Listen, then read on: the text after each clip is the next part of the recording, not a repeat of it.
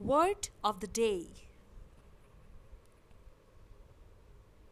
Proficient. Spelling है PROFICIENT. It is proficient.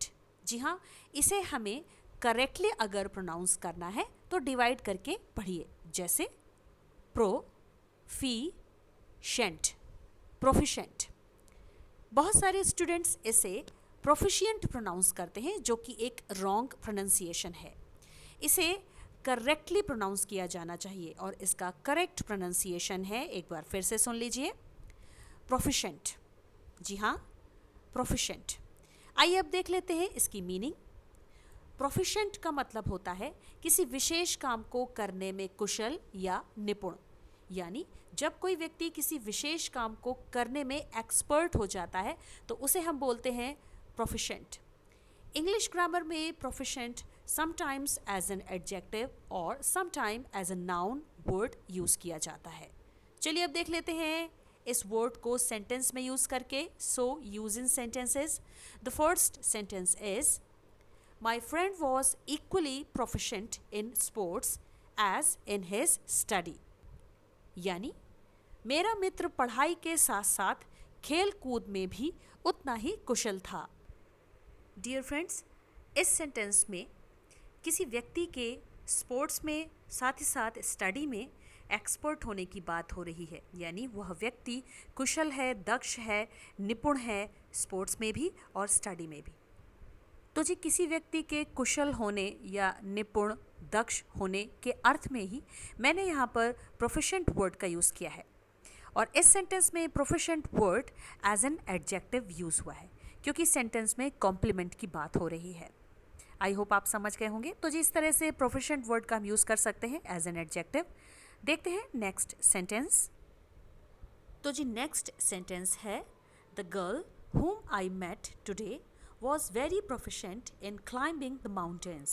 यानी आज जिस लड़की से मेरी मुलाकात हुई या मैं मिली वह पहाड़ों पर चढ़ने में बहुत कुशल थी, निपुण थी।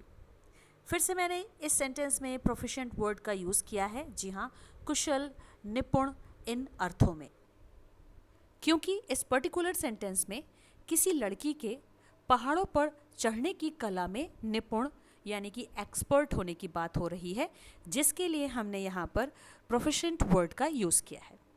आई होप समझ गए होंगे आप किस तरह से हम प्रोफिशिएंट वर्ड का यूज़ कर सकते हैं सेंटेंस में। और हाँ, इस सेंटेंस में भी प्रोफिशिएंट एज एन एडजेक्टिव ही यूज़ हुआ है। आइए दोस्तों देख लेते हैं एक और सेंटेंस प्रोफिशिएंट वर्ड का यूज़ करते हुए। तो जी सेंटेंस है he became remarkably proficient in English grammar. यानी वह अंग्रेजी व्याकरण में उल्लेखनीय रूप से पारंगत हो गया या कुशल हो गया, जिसे हम कहते हैं एक्सपर्ट हो जाना। तो जी इस सेंटेंस में भी हमने कुशल होना, एक्सपर्ट होना के लिए प्रोफिशिएंट वर्ड का यूज़ किया है। अब आप लोग मुझे बताइए कि इस पर्टिकुलर सेंटेंस में प्रोफिशिएंट कौन सा पार्ट ऑफ स्पीच है, यानी कि इसे एज एन एडजेक्टिव यूज़ किया गया है या फिर एज अ नाउन। चलिए बढ़ते हैं नेक्स्ट स्लाइड की तरफ और देखते हैं लास्ट सेंटेंस प्रोफिशिएंट वर्ड का यूज़ करते हुए।